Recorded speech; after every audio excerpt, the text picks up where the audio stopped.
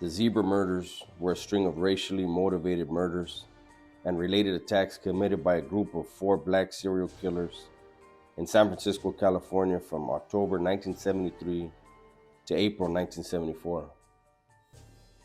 They killed at least 15 people and wounded 8 others. The authorities gave them the name Zebra, but the group themselves referred to each other as the Death Angels. While 15 murders have been attributed to the group, others believe the actual number is at least 73 murders beginning in 1970. Here is my encounter with one of the Death Angels in New Folsom. What's cracking, everybody? Welcome back to a new video. So you heard the intro. I remember this because last night during the live, somebody asked me, who's the most famous person you ever did time with? And I thought, well, wait a minute.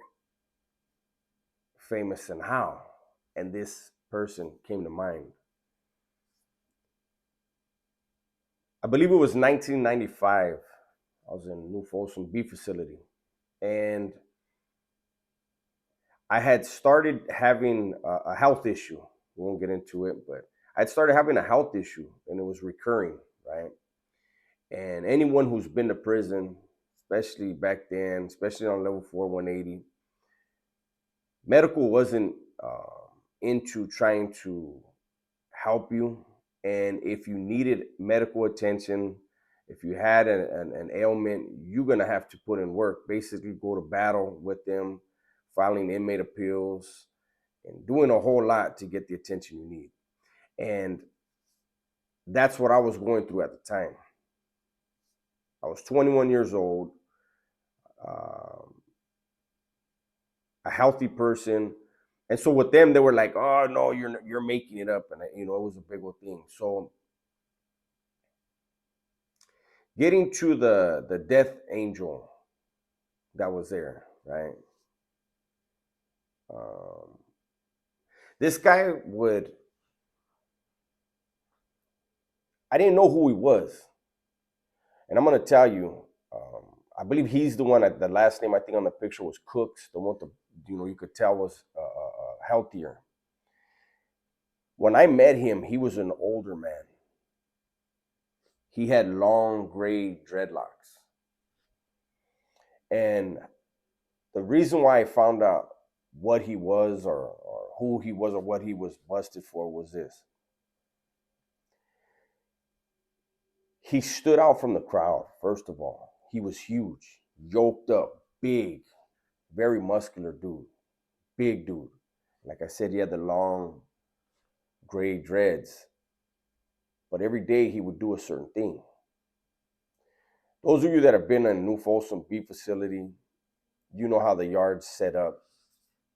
Those of you that haven't, every building, on the yard has what's called a concrete yard or the shoe yard attached to it. When you're on the yard side, those are blocks 5, 6, 7, and 8.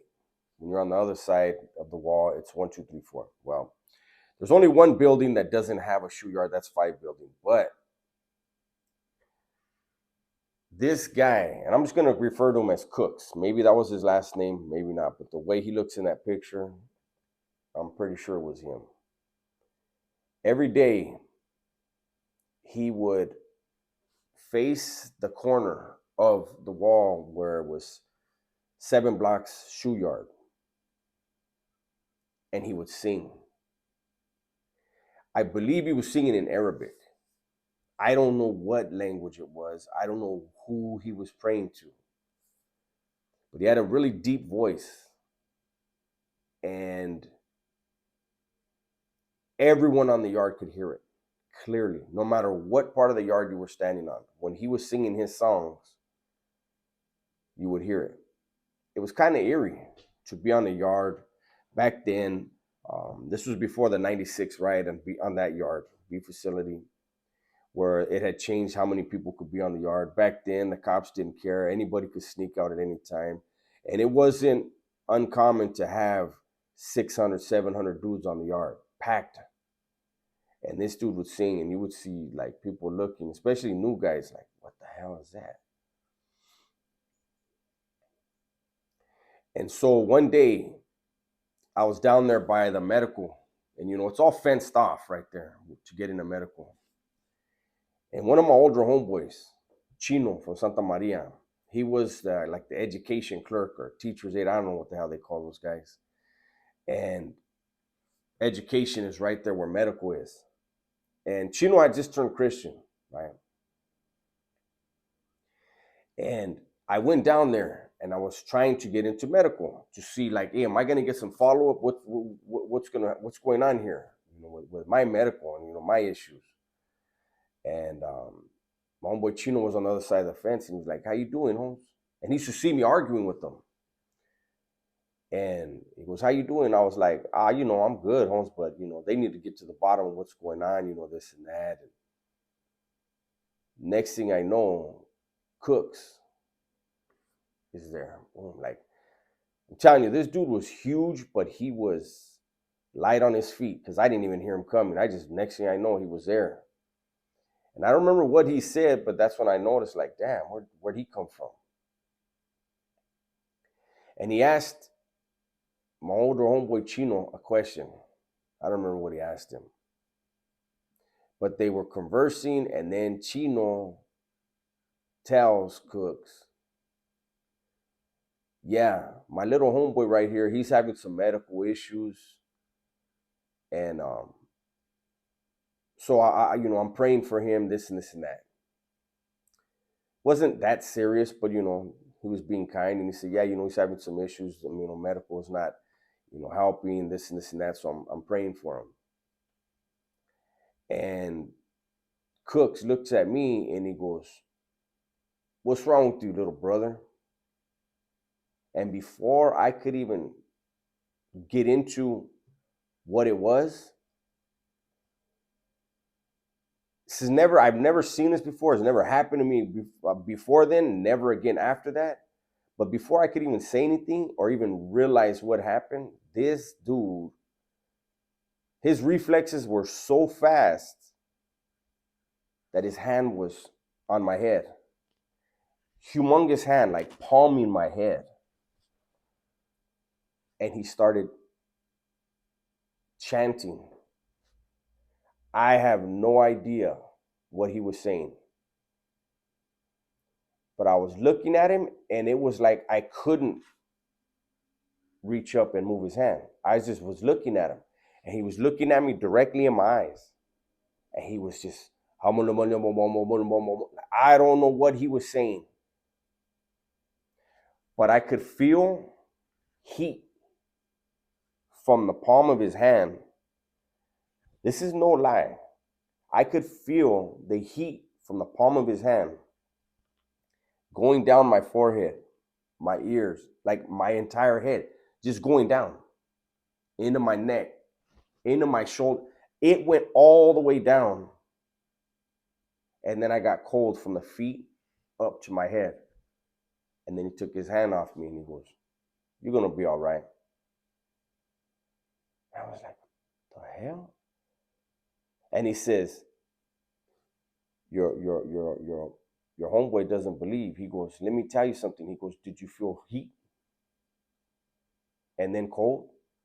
And I was like, what the hell? And he started laughing, this deep ass laugh. And he goes, you're going to be all right. And he walked off.